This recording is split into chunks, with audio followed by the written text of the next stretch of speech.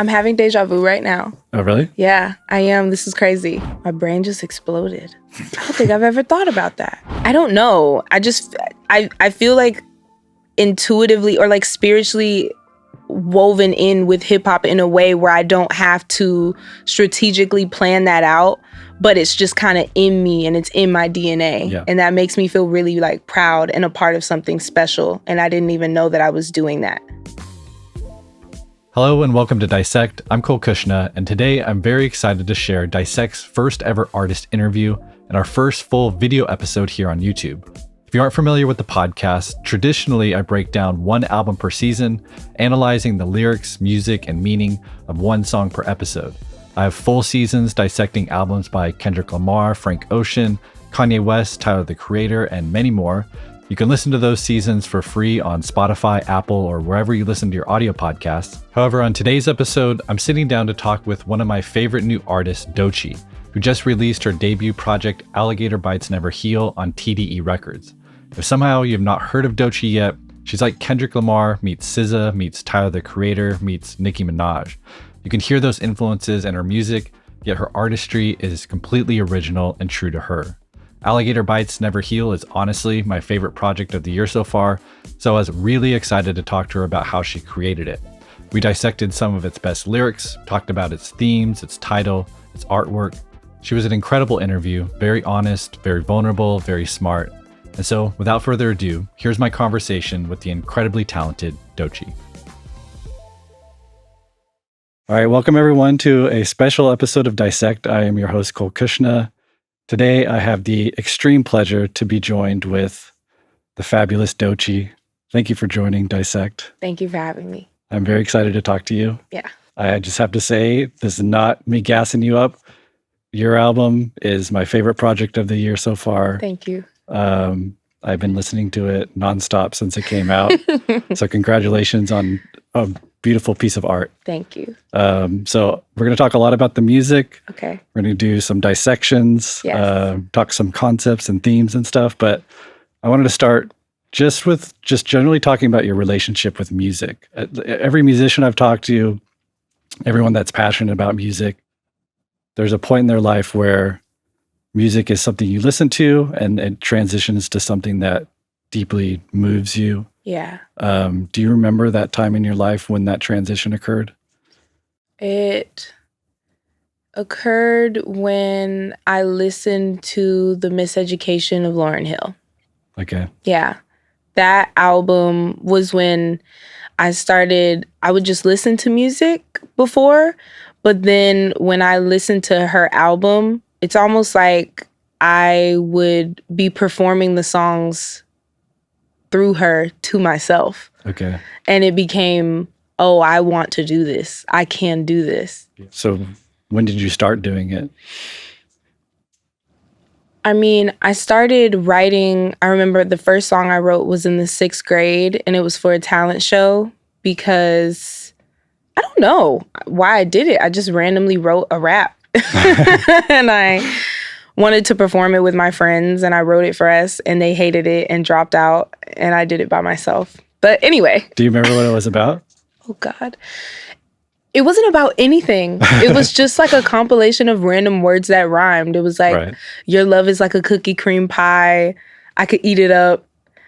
It was horrible. It was horrible. But that was the first song I wrote. Yeah. And I just kept doing it. Yeah. Over and over. So when did the talent catch up with the ambition of, wanting to be a Lauryn Hill, writing those early, things that maybe weren't expressing you to the fullest? Like, when did the talent catch up with the ambition? I think around high school, my senior year, I went to a performing arts school where I studied music for a while, and I was gonna go to college for music.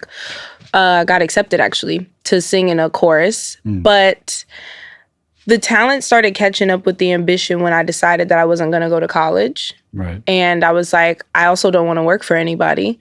So I'm either going to make music work or I'm going to become an entrepreneur of some sorts. And I really started pushing my pen heavily my senior year of high school when I started to want to make money from making music. And in order to do that, I had to kind of work my way up the ranks in my own city to get them to take me serious enough to want to pay me for shows. Right.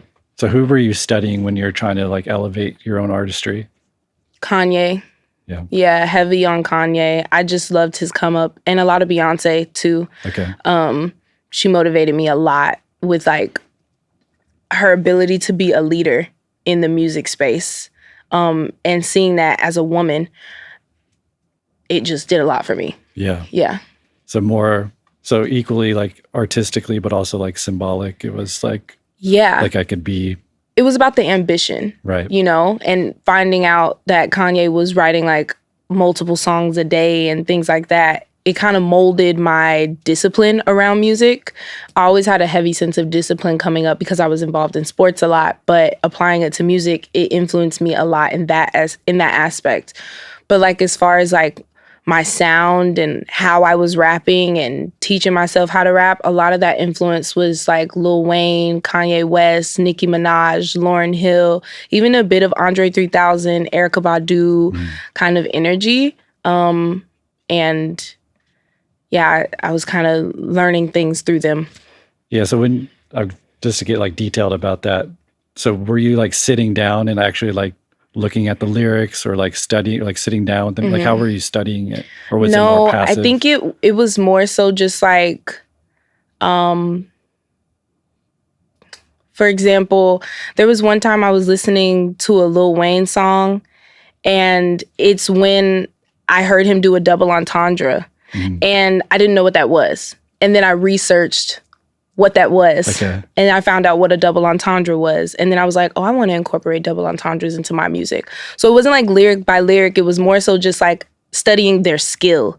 Right. And then seeing how I could implement that into me, or like listening to Nicki Minaj and being like, oh my God, it sounds like she's a whole nother character. Like she sounds like she's like super animated and she's becoming a character, like she's playing a role. Yeah. And hearing that in Eminem as well, I was like, I didn't know we could do that. Right. I want to try that. Yeah. And then I started creating my own characters and doing stuff like that. Yeah, it's beautiful. So it sounds like your connection to music is like very pure. Has your relationship with music changed now that you've found success with it? A little bit. I think so. 'Cause there's like a business aspect that's involved with it. I think now that I'm in the business, the shine it's kind of like when the curtain falls a little bit. And I think that it's changed my perspective of music in that way. But I think the way that music makes me feel is the same, but how I consume it is a little different.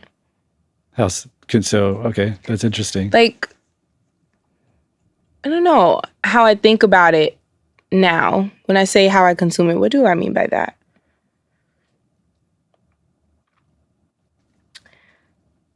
I feel like, I don't know. I think I need to unpack that a little more. Yeah. I don't know. Right now, we can unpack. We can try. We can try, or we can move on. Maybe it's like. Like, do you still feel the same joy, or is it like I could see like how you might get a little jaded? Yeah, I do feel the same joy. I think because now I know how the industry works. Yeah.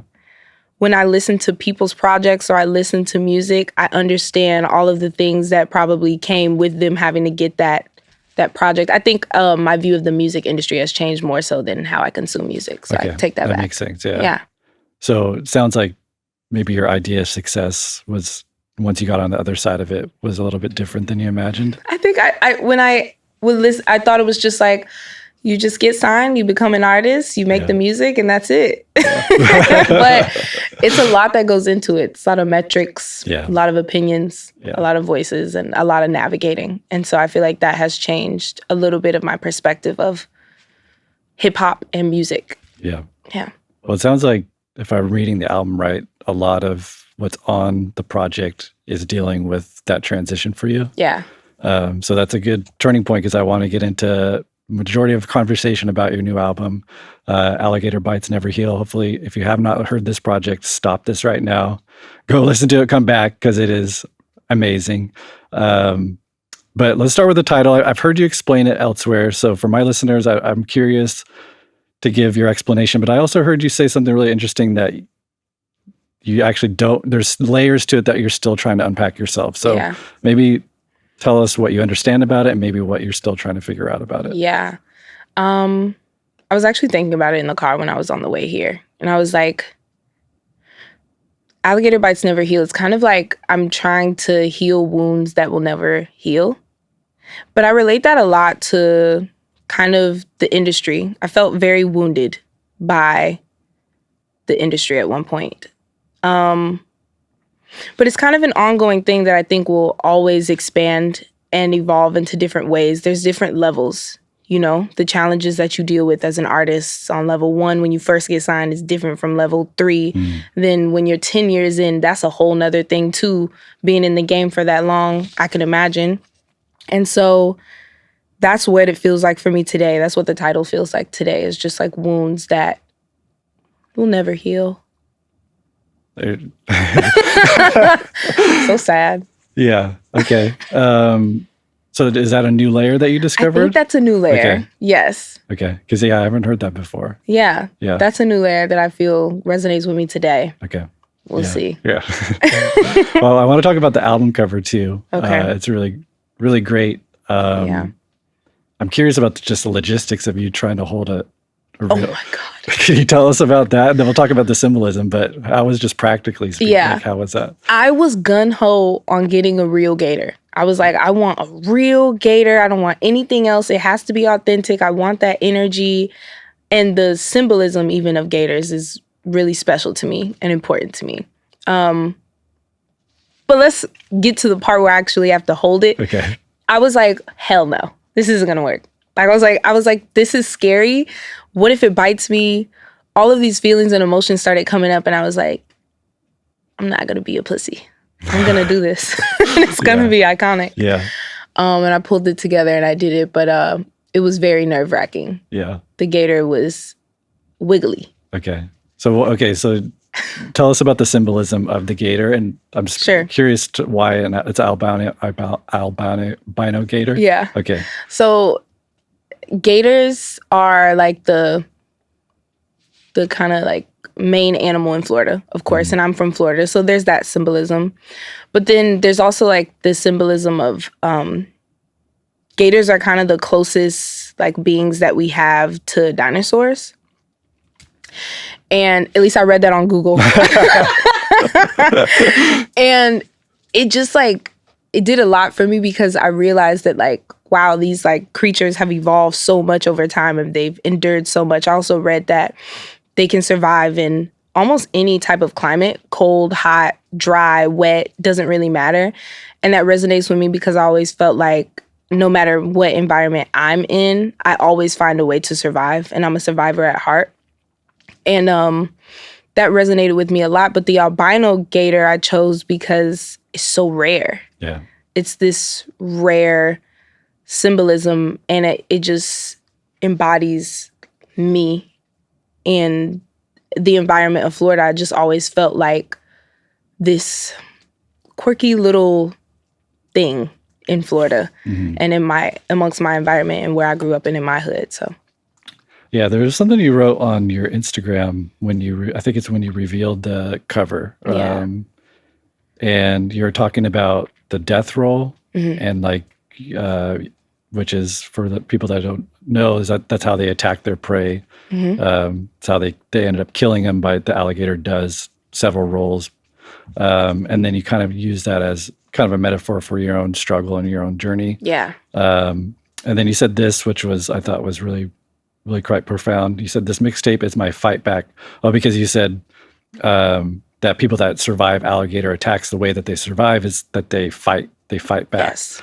And you said that this mixtape was your fight back. I'm nobody's prey. I was born to be the predator, which feels like, at least in my interpretation of the album, what you're talking about feels about your artistry and maybe learning not to compromise your artistry as you navigate the industry and the pressures of that. Is that accurate? 100%. Yeah. 100%. I think that, and I'm going to go a little off here, but it'll all make sense. It's like over time, when I bring these things up, I feel like people get distracted and they're like, what happened with the label and da-da-da-da. Right. And I think all of these experiences and how I internalize them with my experience with my labels is that I became very codependent on the opinions of my team, the opinions of my label, that I lost a sense of dependency on my own ideas and my own creativity. And that's when you feel like you're losing control.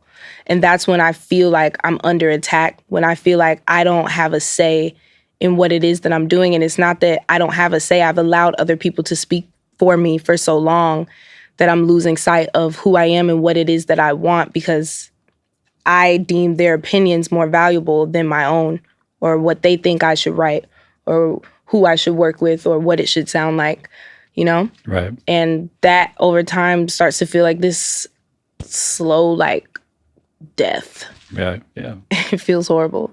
Yeah, but I imagine that's pretty natural. Like someone who's younger, and then now you're going into this, pretty heralded and successful label. Even just signing with TDE comes with a lot of pressure. So it feels, at least in my perspective, like it feels natural that you would then intuitively just rely on their opinions, but then discovering that actually they signed me because I was already, yeah, exactly. It's easy to do that because it's like, they know what they're doing. Yeah. They've been a label for years. Right. You know what I mean? They've made superstars. Capitol has made superstars, and they know what they're doing.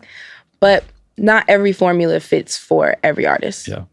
Yeah. That's what I discovered. Yeah.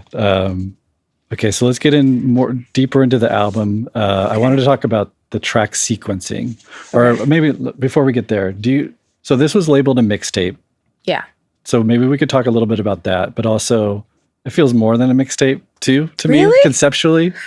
Okay. I want to hear your thoughts on it, but there does seem to be a loose arc to it. Mm-hmm. I feel a sense of journey when I listen from front to back. Mm-hmm.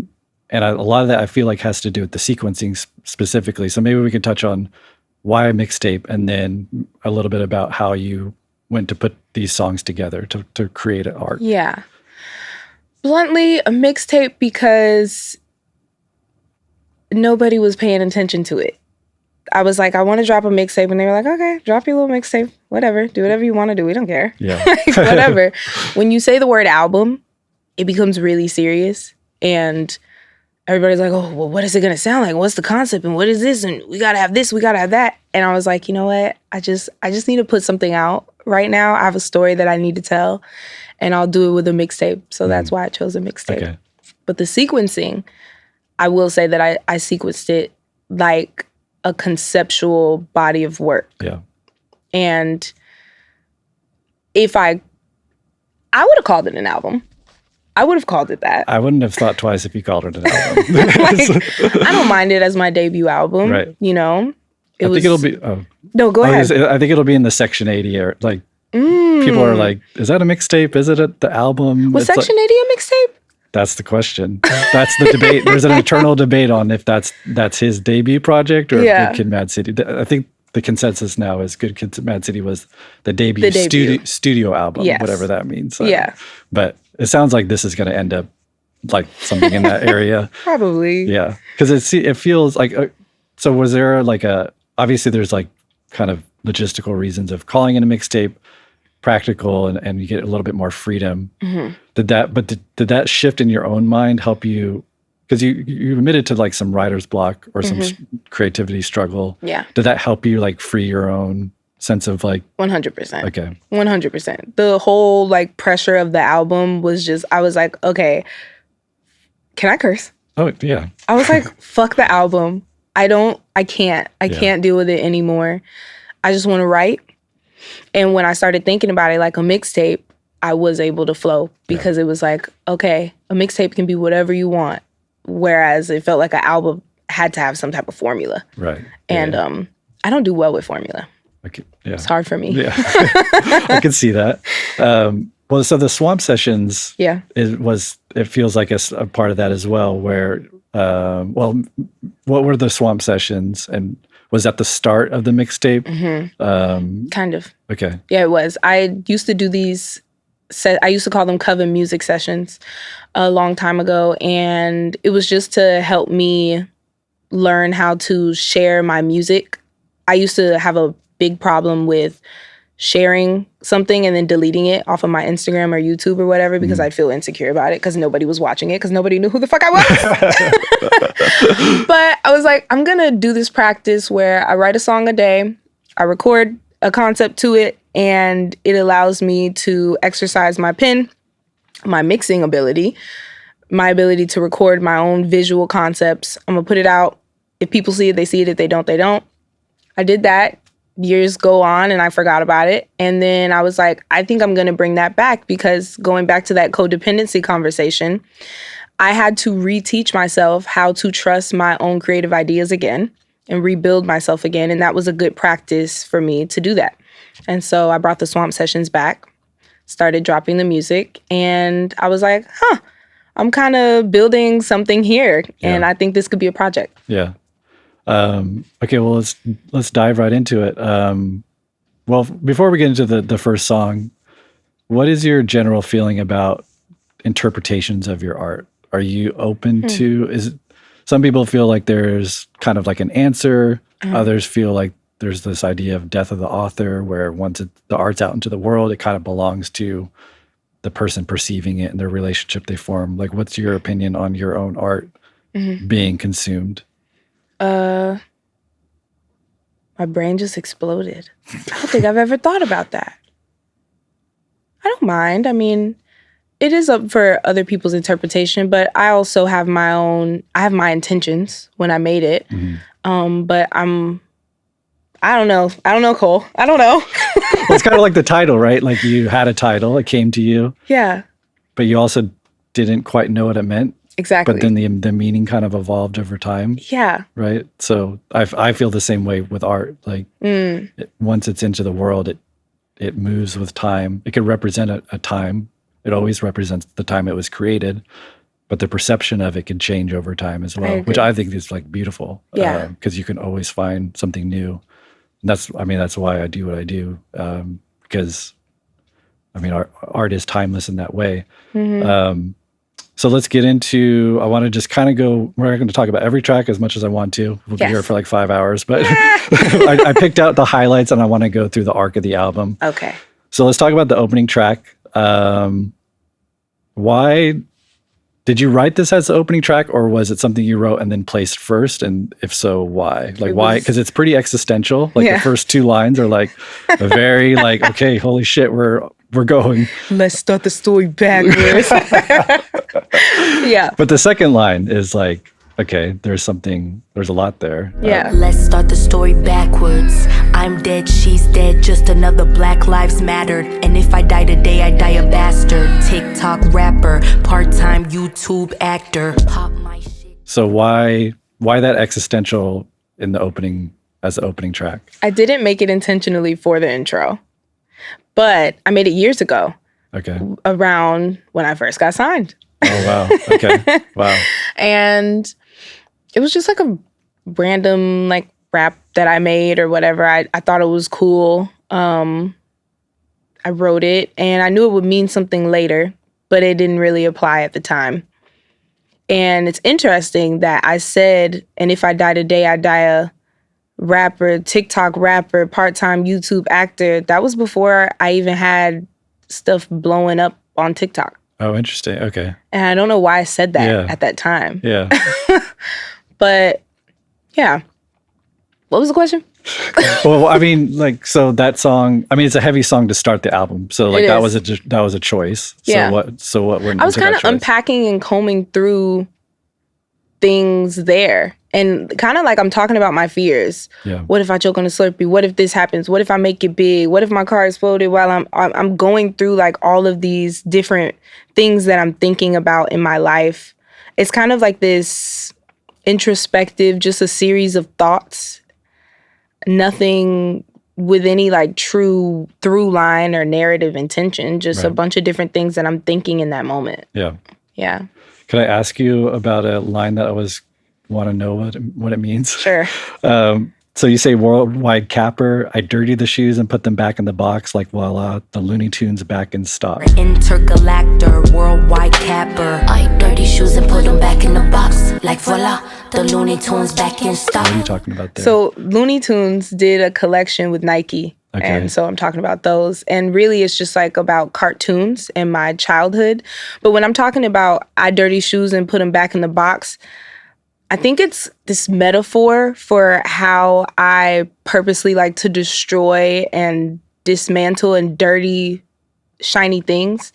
The way my approach to music, the way that I approach, like just how I came in the industry. I just like to dirty things up and then kind of put them back on the shelf. Okay. And leave. Yeah, okay. Okay, so then we get to Bullfrog. This is like where the real lyrical miracle stuff starts to happen. Yeah. So I have a dissection I want to like.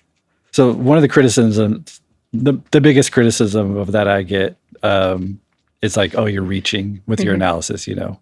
You're looking, yeah, I mean. Oh, wow. I think you're spot on. Well, thank you. Well, we're going to test that because I picked out, it's like the first, well, it's in the first verse. It's 4 bars where I think there's a possible 7 entendres. Okay.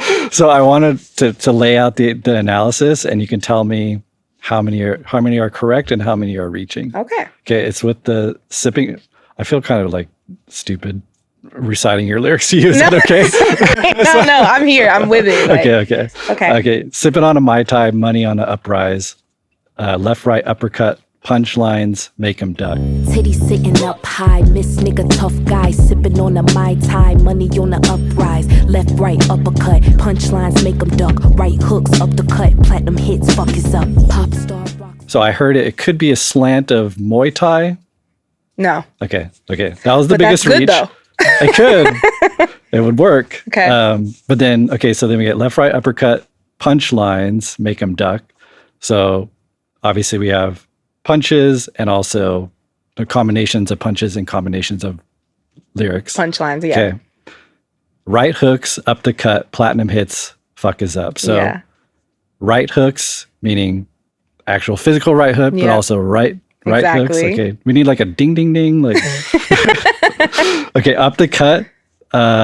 So up your fee, up your money, but also bleed more. Uppercut. And so triple? Exactly.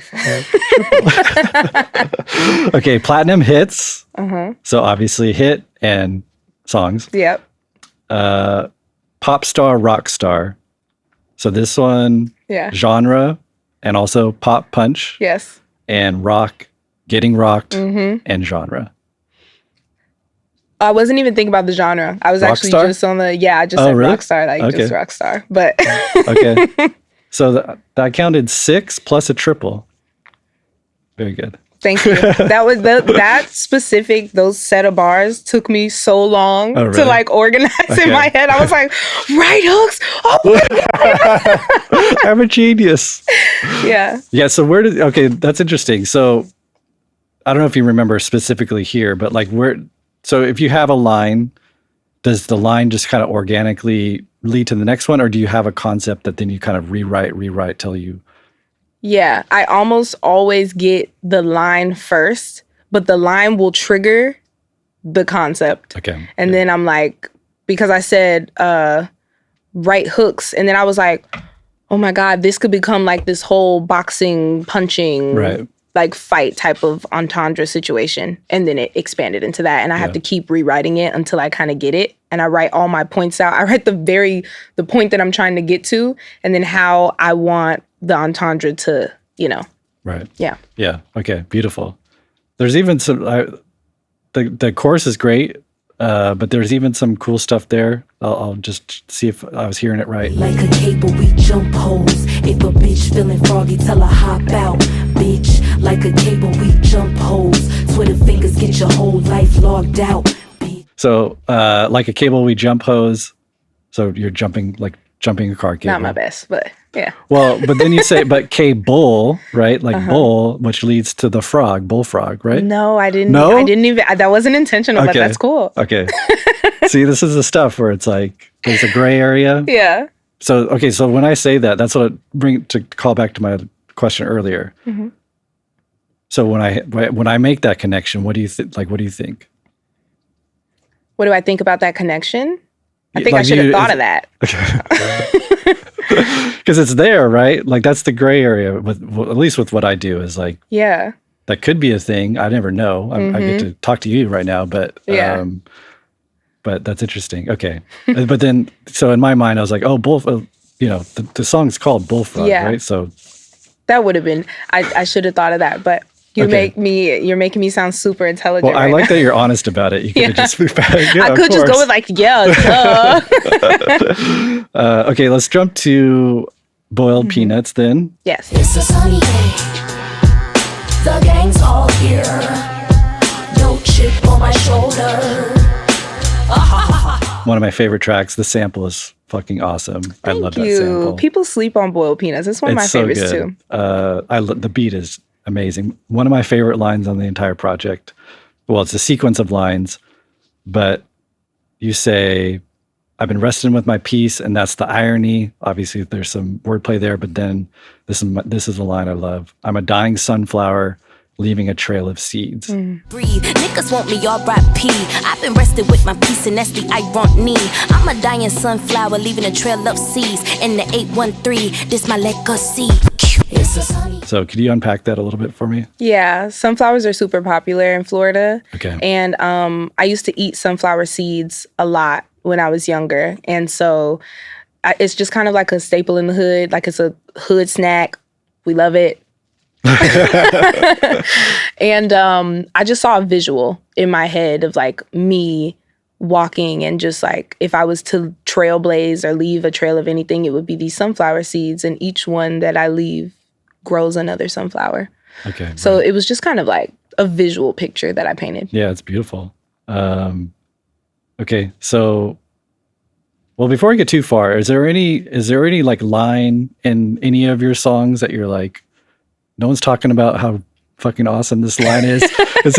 Have I missed something that you'd want to talk about in these opening tracks? I mean, no, so far you've pretty much hit them. The resting with my peace, and that's the irony. I mean, the iron and, you know, rest in peace. It's right there. Yeah. No, it's super clever. You got it.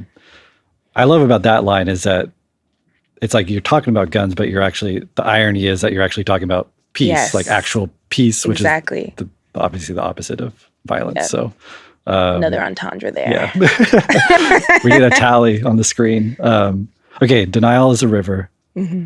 This song is okay. So when I was listening to the album at first, I was like, okay, all these songs we just talked about, I was like, okay, wow. Awesome, great. And then when I got to this song, I was like, fucking okay. This is okay, we are on to something like amazing here. Yeah. Remember old dude from 2019? Nice clean nigga did me dirtier than laundry. Took a scroll through his IG just to get a DM from his wifey. It seems like this song is becoming its own hit. Are people talking about this? I think it's the most streamed. It's the most streamed on the project. Okay, aside from Nissan Altima, maybe. Aside from Nissan, yes. Which is the single. Mm-hmm. Is there a formal single? Is Nissan Altima like the single? I guess it is. Okay. I don't know. Yeah. So let's talk about have you ever heard the phrase comedy is tragedy plus time? Yes. Like this song is like the epitome of that. One, I want to hear just how you conceptualized it, like, you know, where that idea come from. Did it come from the beat? But also because you're so lighthearted with the kind of tragic story elements, it feels, at least for me, very cathartic to even listen to. Because I don't know, there's something freeing about talking about tragedy and framing it with comedy. So that sounds like that was part of it. Definitely. I knew it was like I was at the point in my sequence where I was like, I'm missing a story. Like a literal story, not me being like over metaphorical and cool. Like I just need to tell what happened in a sequence of events in order. And I need to tell a story. But this is such a dark story. And I knew that later in the project I was going to hit those dark topics, but very seriously. And even sonically, it's very serious. Right. But I was like, I need to be able to talk about this in a way that can be funny. Yeah. Yeah. And that beat was just perfect. It just took me immediately into like, it felt like opening up a book. Yeah. It really feels like that. Yeah. So one of my favorite lines from that song, you say, I was so confused. What should Doechii do? She didn't know about me, and I didn't know about Sue. I was so confused, what should Doechii do? She didn't know about me, and I didn't know about Sue. I opened up the messages and had to hit the Zoom. Turns out the girl was really a dude. So is that a reference to a boy named Sue? No. Please say yes. Okay. So yeah, the kind of the twist is that the person that your partner was cheating on turned out to be a man, correct? Yes. Okay, so A Boy Named Sue is a Johnny Cash song. Oh, I didn't know that. A boy named Sue, but Sue is traditionally a girl's name. So I thought you were saying I didn't know about Sue, which would be a boy, but hidden as a girl because you first thought she was a girl, right? No, that's not it. So we say in Florida, we say Sue, like, what's up, Sue? Okay. Like, so what's good? Okay. You know what I mean? Like, we just kind of like say it. And so at first, the lyric was, she didn't know about me. She didn't know about me, and I didn't know about you. But I was like, that doesn't hit. Too plain, yeah. Yeah. And so I switched it to Sue. Okay. All right. So the title, hopefully I got this one right. So I struck out there. Title, is that a reference to the Wendy Williams phrase? Okay. Lucy, stop it. Denial is a river in Egypt. Your husband is gay. I thought that was super clever because you obviously leave out the part that's relevant to the story. Yes. Is there anything beyond the reference in that title? No, I mean, this is all like this big elaborate story on how I found out that my boyfriend was DL. It's nothing like nothing crazy. My favorite part of the song is when you do the breathing exercise at the end. When I breathe, you breathe. All right? Let's go.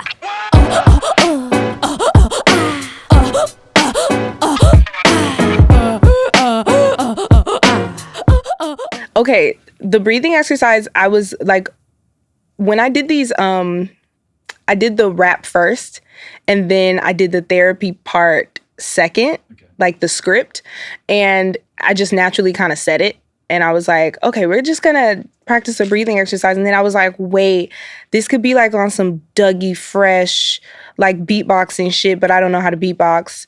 I tried my best. But I was like researching videos, his old videos in like his prime where he was like, and I was like, woo, this is crazy. And I was like, this is so classic and hip hop. I'm shitty at it, but I tried. No, it's super fun. Okay, so I want to talk about the sequence Wait to Death Roll to Profit. Yeah. Which feels, at least in my perception of the album, pretty important to the journey and probably your own journey. Yes. Because so who's the phone call that you get on the track before Wait? Nope. Gotta make a day, 24 hours. Yeah. It's not a lot of time. Because you just can't do it all in one moment. The female voice on Bloom it's a friend. I was at a game night at a friend's house, and it is that friend's aunt. And we were all really drunk.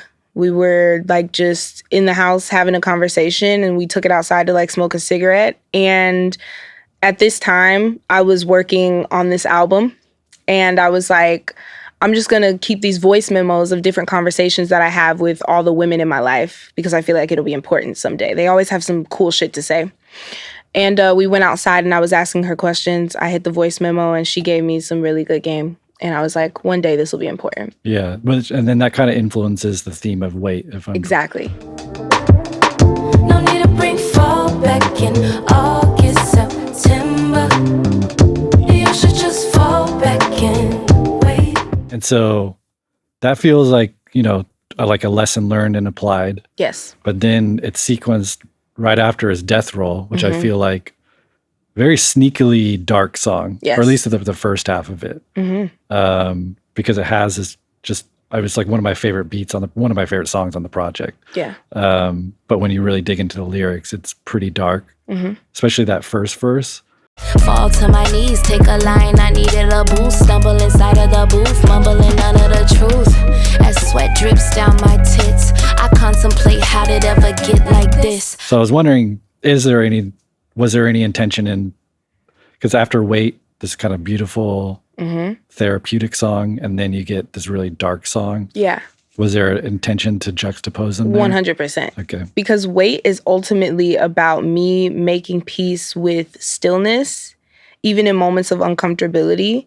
And I've talked about this so many times, but like at least for me, when I'm in an uncomfortable position, I usually try to rush out of it. Like, okay, well, I'm in an uncomfortable place in my life. Let me just figure out the answer. Let me grab a self-help book.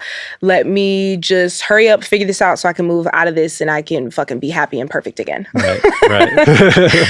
But I realized that, especially this season in my life that I just came out of, like that uncomfortable space, I needed to sit in that. Sometimes you really need to just sit in it and you can't rush out of it. You can't rush, through those things.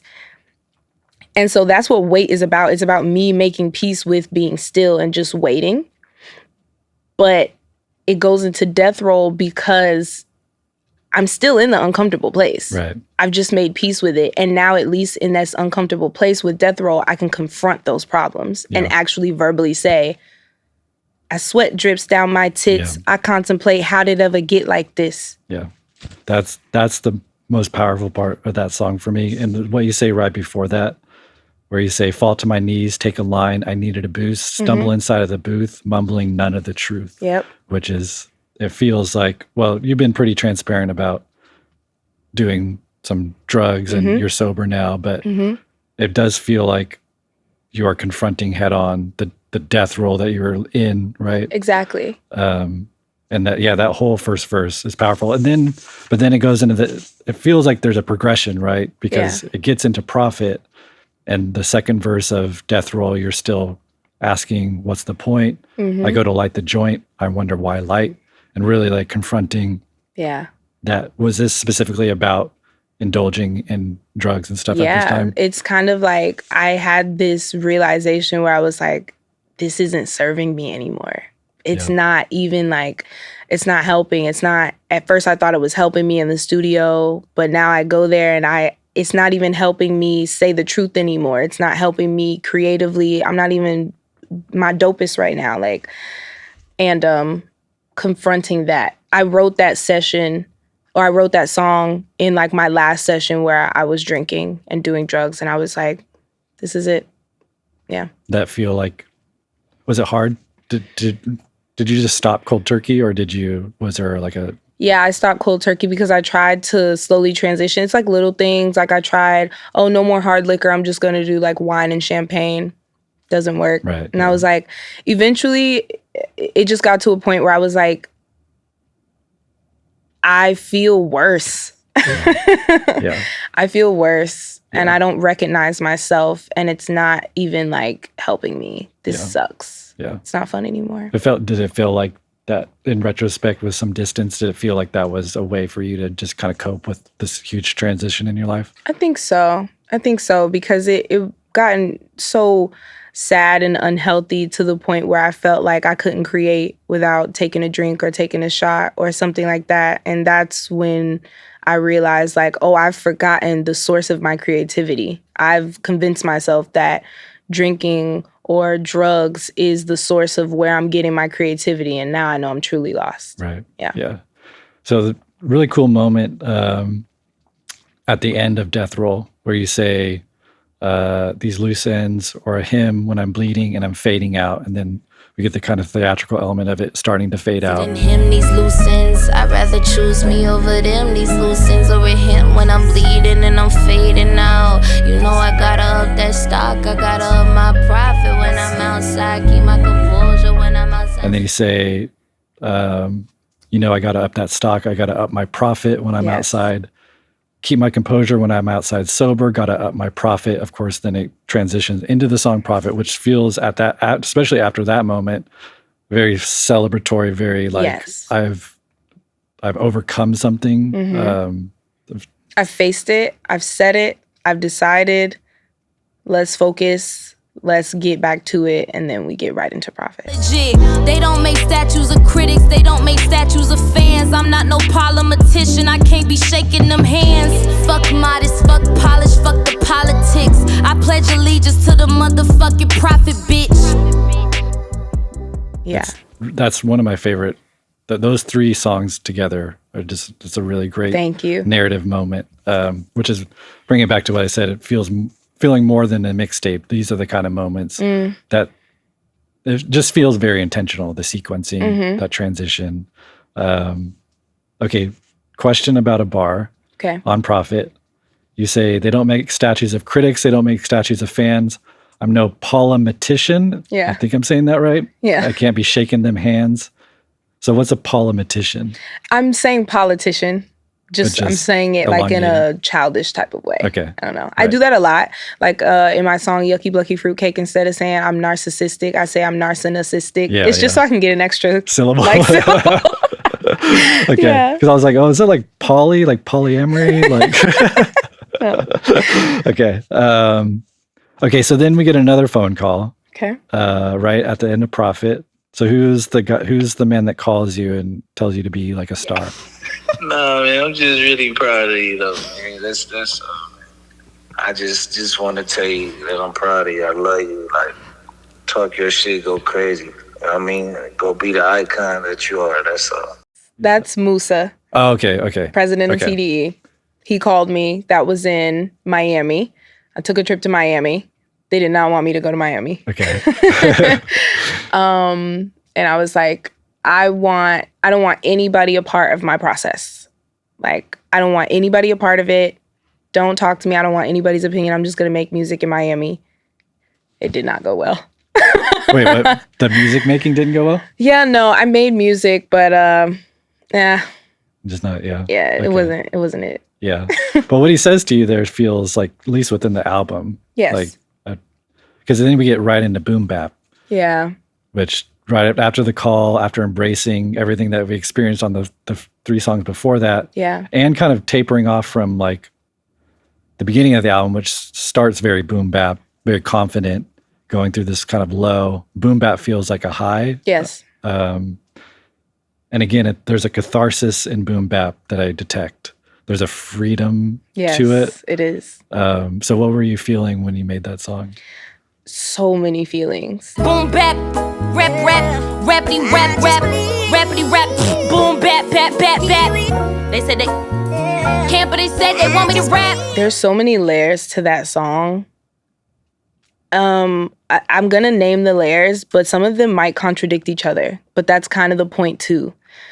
There's this layer of frustration with Boom Bap where I was coming right off of my song What It Is, my hit single. And after I did that, there was a lot of chatter about like me continuing to make singy hit songs that sounded like that, which kind of frustrated me. But I love to sing, right? But it frustrated me because I was like, but I want to rap. But then like, there's this narrative of like a type of rap as a female rapper that, how do I explain this? I'm trying to break this down properly. I was frustrated about like, oh, it's not real rap because you're not rapping about this or you're not rapping like that. Mm-hmm. We want you to really rap. And I made fun of real rap. And I'm like, okay, fine. Boom, bap, rap, bap, bap. This is what y'all want me to sound like. This is what you want me to do. Right. I can't be sensual. I can't be sexy. This is how y'all want me to be. You want me to be hard. You want me to be in some baggy pants. And that's what makes a female rapper a good MC if she's not, she's rapping like that. But then, on the other hand, there's also another layer that's like this freeing boom bap rap, and it's like I'm mocking somebody, but I'm also like freely expressing myself in this creative way, and I'm speaking in tongues, and I'm anointing the track, I'm anointing my life, I'm saying all these things and it feels freeing because I love rapping. But then I'm also singing. I don't know. Yeah. I don't know, Cole. Well, I'll tell you my favorite moment on the entire album. Yeah. It's just 2 words. Can you guess? I'm everything? Yeah. Yes. It's real and it's rap and it boom and it bap and it bounce and it clap and it's house and it's rap. It's everything. I'm everything. Yes. That the way you deliver that it's like offbeat, which is perfect because it's like I'm outside of the script. I am, and it felt very in the moment. I'm not sure how that moment came about, but it feels like very liberating. Even as a listener, I can feel this is my thesis statement. Yes. Like, this is me breaking free of something. Yeah. That was like the point. I think when I said I'm everything, I screamed it because I was like, oh, this is what I'm trying to say. I'm just trying to say I'm everything. When I say it boom and it bap and it bounce and it clap, meaning like it is house and it's trap. I make house music. I make rap music. I'm sexy. It still bounce. It still clap. It's still all of these things. I'm everything. And that's okay. Yeah. Right? Yeah. That's okay too. I was so angry. Like really, really angry with like the height of people like, we don't really get it. We don't get her. Yeah. She made a song, she made Persuasive, but then you make a song like Crazy and it's rage rap. Like, who are you? What are you doing? Do you even know who you are? But it's like me confronting myself like, well, shit, do I? Why do I jump from genre to genre? What does this mean? Nobody around me is doing this. I don't know. I don't have a point of reference to reference like some type of artist who did this and it worked and they did 5 different genres and it actually worked for them. Right. So it was a confusing time for me. Yeah. Yeah.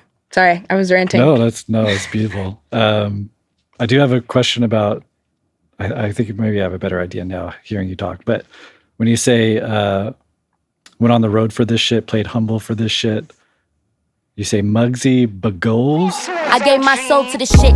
8 lumps of coal for this shit. Went on the road for this shit. Played humble for this shit. Muggsy Baggoles for this shit. Might call J. Cole for this shit. I'm with the bull in the shit. I'm going home with the shit. Get top on the fire. I pronounced his name wrong. Okay. Is that, I know it's intentional, but was there anything, it was just the shortest basketball player? Yeah. Yeah. Just like me representing like underdog. But with that, I just said it that way because I didn't know how to pronounce his name. Honestly, I had just heard about the guy that day. Oh, really? Okay.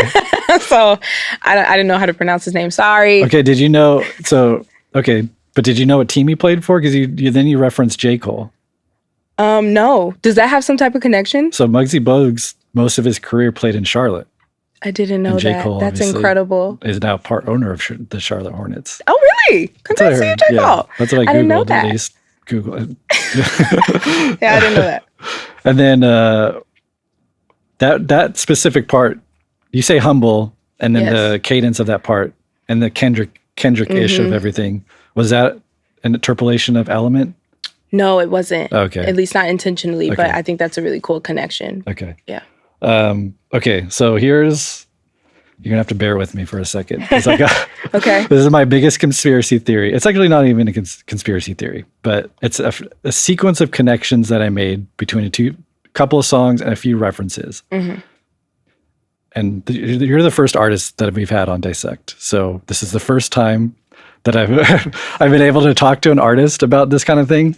Wow. So it's like, I'm not really going to ask you if this was intentional. Okay. But I wanted to lay out to you a sequence of connections that I put together. Okay. And just ask your opinion of like what you make of it. Because this is where I'm like, as a listener, as someone who's analyzing music, I will draw a conclusion and I'll tell you what my conclusion is. Yeah.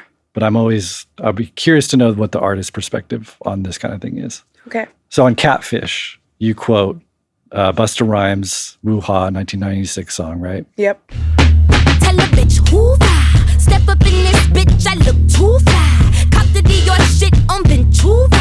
Took a midnight swim in my Judah. Oh yeah, when I step up in the place, say yo, I step correct. Got you all in check. And then on the video for Nissan Altima, you visually quote Kendrick Lamar's All Right music video. Correct. Right? So for those that don't know, we'll put up on the screen, but you're in a car with TDE members, which parallels Kendrick. There's a snippet before All Right proper starts on the music video where Kendrick's in a car with TDE members and he performs a new song or a snippet of a song. And so you visually quote him on Nissan Altima. But did you know that that portion of the All Right video is actually quoting the Busta Rhymes Woo-Ha video? Get out! Okay, so it's crazy. Okay, so in the Busta Rhymes video, he has a snippet that he performs before Woo-Ha starts.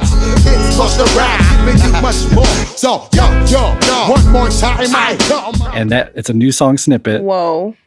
And he's in a car driving with his homies, rocking out the same way Kendrick is.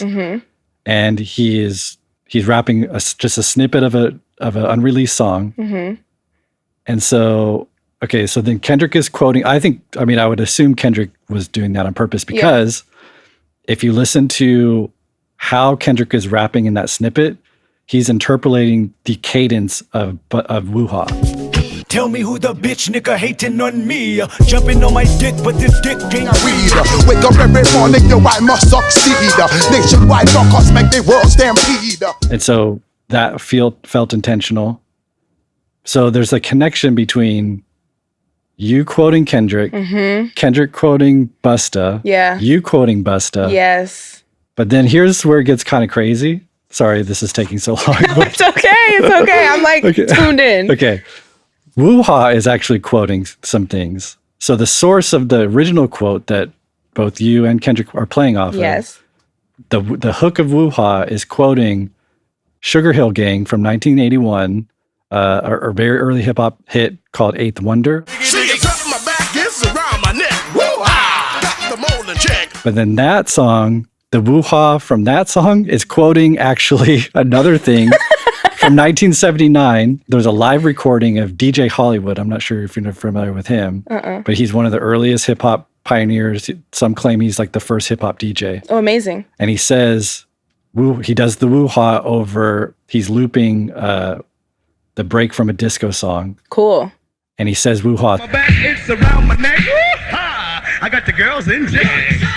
So it's like, okay, so we have Doechii 2024. Right. Quoting Kendrick, quoting Busta. Yes. Busta quoting Sugar Hill Gang, who's quoting. Essentially, we get back to the origin of hip hop. This is powerful. So, if that made sense to you, like what do you think about those connections? It's like this recycling and like history repeating itself through like these special legacy mediums that just feel so unintentionally like strategic in some type of way. Right. I don't know what to make of it besides like, I don't know. I feel like intuitively or like spiritually woven in with hip hop in a way where I don't have to strategically plan that out, but it's just kind of in me and it's in my DNA. Yeah. And that makes me feel really like proud and a part of something special. And I didn't even know that I was doing that. Okay, that is my exact interpretation of that. I have written down here, Doechii is the continuation of hip hop tradition. Oof. And it's just like, I'm glad that it wasn't intentional because I think it happening organically makes it that much more special because it's like more honest or in a way, or more organic. You're just living like, because you're expressing yourself freely, these connections happen because of who you've studied, who you've been influenced by, where you come from, like all these things that make you. That's incredible. Just naturally. I'm having deja vu right now. Oh, really? Yeah, I am. This is crazy. I feel like, I don't know. Not that we've like been here before, but I just feel like we're going to do this again at some point. Oh, well, the next album. Yeah. Yeah. Well, actually, okay. Okay. I want to talk about the next album, but we have to talk about the tail end of the project. Okay.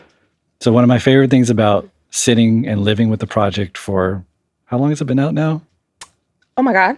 2 months? 1 month? Oh, 2 months? Okay, I don't know. I forgot. I should have wrote down. Okay, anyways, I've been listening to it nonstop.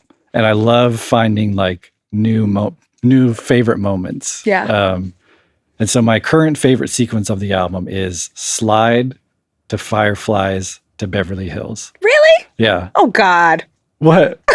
It's my least favorite. Really? Yeah. Oh, interesting. Well, let's talk about Fireflies. Yes. It's your least favorite? Yeah. Okay, wait. Just why? Okay. Fireflies was a bit of a compromise. That's Okay. Moose's favorite. Okay. He loves Fireflies.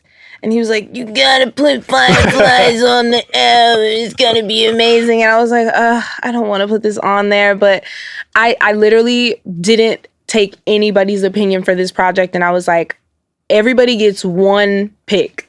And that was his pick. Okay. So. All right. I'm a little bit disheartened to hear that. Because the second half of Fireflies, I want to ask why it's two parts, like why you combine this, but are you familiar with, okay, so the second half of Fireflies is fucking gorgeous. Don't let me down, fireflies. Keep the light till it's over. Underground over time. Is so beautiful and so minimal. There's something just very peaceful and content when I hear it. It really reminded me of Bjork's Vespertine. Ooh, do you know that album? Yes, I love Bjork. She's amazing. Yeah, and that's one of my favorite albums of all time. But there's something about the kind of frail electronics of that song and the kind of imitation harp and then just like beautiful vocals over them.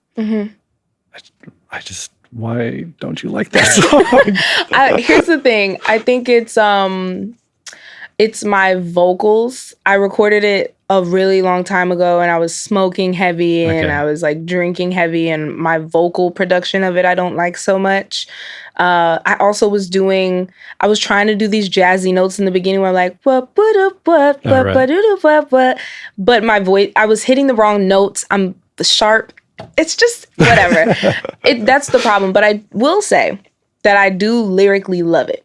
And it started off as a prayer that I wrote in my diary, and I was just having a bad session. I didn't know what to write, and I was like, I'm just gonna turn this journal entry into like whatever. And I was praying about, I said, don't let me down, fireflies, keep the light till it's over. And I had this visual in my head of me, like, I think about my life and my journey of faith where it's like I'm walking, but I can only see the next step once I take it.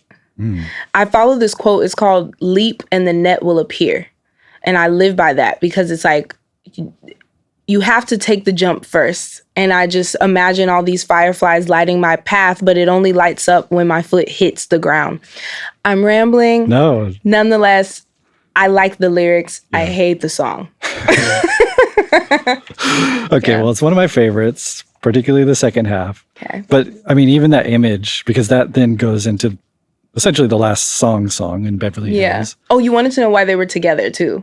Well, specifically, Slide, I just wanted to mention because it's like, it feels like a hit. Yeah. And it's just a great song. Yeah. But Fireflies into Beverly Hills, which is kind of the conclusive, I would say, moment of the album. That the part that you just recited about the fireflies feels very like we've kind of gracefully landed at a natural resting place. Yeah. And then we get Beverly Hills. And so there seem to be two tensions on the album, two central tensions. There's the kind of artistic journey and the struggle. And then there's this, what I feel like is this relationship that was talked about. Or was it one relationship or was it? It was kind of like, when I talk about multiple relationships on the album, but I think the overall point of even me talking about them is just like about how I behave in relationships and this pattern of this type of archetype of person that I was dating over and over, like this repeating mistake that I kept making, which kind of goes back to the title of Alligator Bites Never Heal. And I felt like Beverly Hills was me concluding like, I'm not doing this anymore. I say that in the beginning. Yeah. That voice memo is actually this. I used to talk to myself a lot through voice memos. I have my whole life. And that voice memo is the last day. I had my first love. I'll never forget him. I was obsessed with this guy, and I would not let our relationship go. We had broken up and I would not let it go. And I remember like talking to him one day and I was like, ew. I was like, ew, this is dead. You're gross. Like, you have like gaslit me to, I'm rambling. Anyway. No, yeah. The point is, in terms of like him symbolizing something. Yes. He was symbolizing like, it's almost like I was looking at this version of myself through him that I was done with. Yeah. And I was like, this is bad. It's weird how that the flip can just switch, right? Quick. Yeah. And we were having a normal conversation and I was just like, you gotta go. But yeah, and that kind of ties in with Beverly Hills. It's done. It's dead. I'm not hitting him up anymore. Talk that shit, I'ma talk it. But I will say I have a regret about how I ended that project. Okay. I wouldn't have put Beverly Hills on there, looking back. I know it's only been like a month. But I wouldn't have put it on there. Not my favorite. I just didn't know. I didn't know what else to say. I didn't have anything else to say. Okay. Was it one of the later? When did you write that song? Beverly Hills was really old. Okay. Kind of always just one of a pick that, you know, my engineer actually really loved. She was like, you have to have Beverly Hills on there. And I was like, whatever. The story kind of tied in, but also I would have liked to end it with rap. Oh. If I could have. Right. That would have been nice. Well, let's talk about how you do end it, because it's an outro track. What do you consider? Yeah, Alligator Bites Never Heal is a outro track. Always wanted to end with that. Okay. Though. So, yeah, it's interesting. So, at least thematically, it ends on this notion of dancing. Yes. Was that an intentional place to land, or what does that mean? That is one of the most special, meaningful studio sessions I have ever had in my life when I made that song. It's not like the best, most special song, but it's like I was really having a dance, a waltz with God. Like, I just felt so connected, and these sounds and it just felt like me and like sound were just dancing. It was just like, it was moving all over my body. I was also on shrooms when I made it. So of course I felt deeply connected to it. I just recorded it with like no shoes, and it was just like, it just flowed out of me, and it's amazing. Okay. Well, beautiful. It's a great project. Congratulations on making it. Thank you. It sounded like you're a little bit daunted by the album. Could I ask a few questions about the potential? Are you even thinking about that at all? Am. Okay. I am. Honestly, I think my fears of the album have kind of went away now that I did the mixtape. Right. I know exactly what I want to do for the album. Oh, interesting. And I know exactly what I want to talk about. I know what to do now. Awesome. Yeah. That's really cool. I doubt you want to reveal that, but it seems like you're the type of artist that's going to have some kind of concept. Yeah. Do you want to play with like a Kendrick-esque narrative arc that's very intentional, or do you see yourself doing more of like what this project is, which is feels more, songs feel singular, but there is a kind of arc to it? I think I'm still unpacking it. I know for a fact that with the album, I want there to be a lesson, for sure. I don't know if I want to tell that lesson through a concept or not. Right. I haven't decided. Yeah, that makes sense. We'll see. Okay. Yeah. Okay, could I ask you a few non-album questions? Okay. So as a student of hip hop, as a continuation of hip hop, I have to ask you about the biggest hip hop event of this year, which was the Drake and Kendrick battle. Yeah. Specifically, I love to hear where people were when Family Matters and then Meet the Grams dropped, and your experience of those two songs. Yeah. Where was I? I know I was with Jada, my engineer. I think she pulled it up. She was like, you just dropped a diss. And I was like, what? I can't remember where we were. Were we in the car? I don't know. I can't remember. Okay. But my jaw was like, and I was like, You're talking about Family Matters right now or Meet the Grams? which was the first one? So Family Matters was the Drake song with the video. Oh, no, I remember exactly where I was. Okay. Hold on. Both of them. Yeah, they dropped the same night. So Exactly. Drake drops the Family Matters video and song, and then I think it was like 30 minutes later. I heard it the next morning, and I was actually at my house. It was first thing in the morning, and I heard it, and I was like, this is crazy. This is about, but I knew, I was like, this is about to be like a hip hop. This is going to be history. Yeah. Yeah. Yeah. What was your reaction to Meet the Grams specifically? It was just insanely dark. Honestly, I was like, ouch. Yeah. Like, ouch. That's all I can say. Yeah, okay. All Yeah. right. I know you're kind of close to it. So do you have a favorite song from the battle out of all the songs? Favorite song?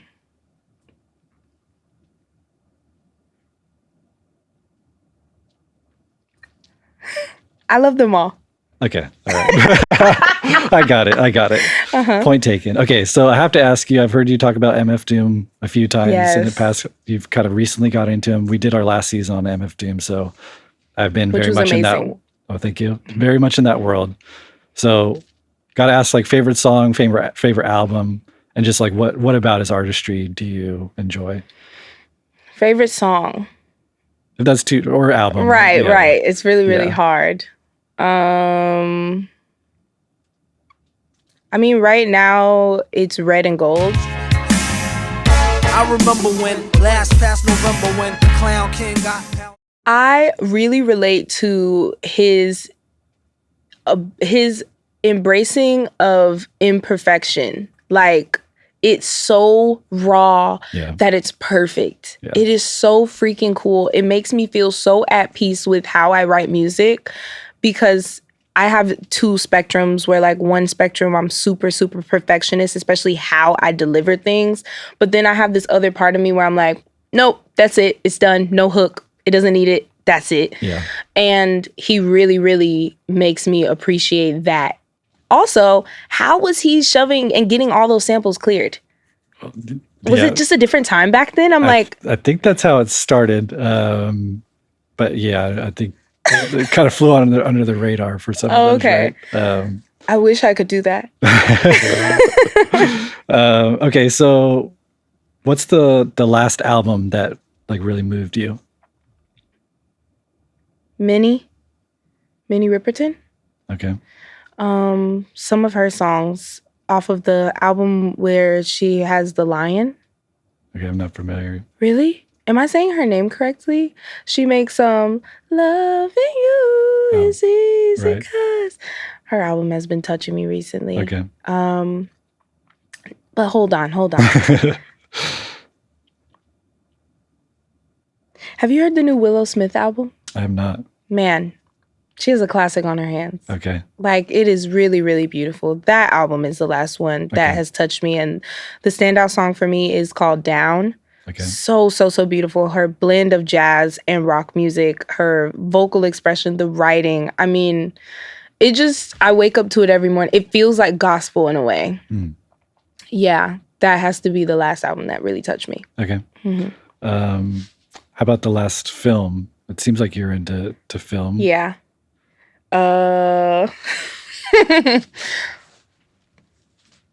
Last film, like, okay, the last film that I thought was like pretty fucking cool and wild was Blink Twice. It just came out. It's with Channing Tatum.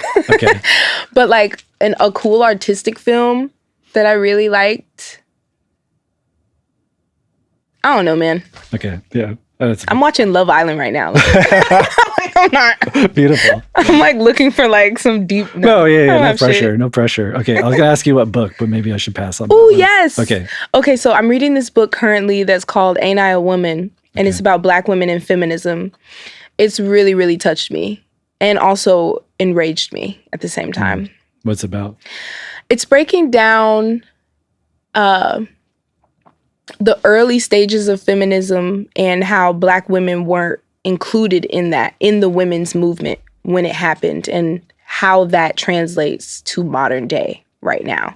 Right. And so I've been reading about that, but it also, like, of course, touches on topics about slavery, but also colorism, which is something that I have been unpacking again. I feel like as a dark-skinned woman, I'm always kind of unpacking colorism, but more recently, now that I'm reading that book, I'm just really unpacking that, which I hope to talk more about in my music. I was gonna say, yeah.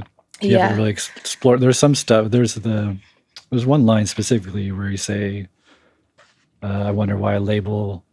Yes. What is it? I wonder what my label see in a bitch this Black. Right. Yeah. And I didn't really touch on it too much in this project because I'm still unpacking it, but there's something there. Yeah. You know, I get a lot of different comments like, oh, she's so underrated because she's dark skinned.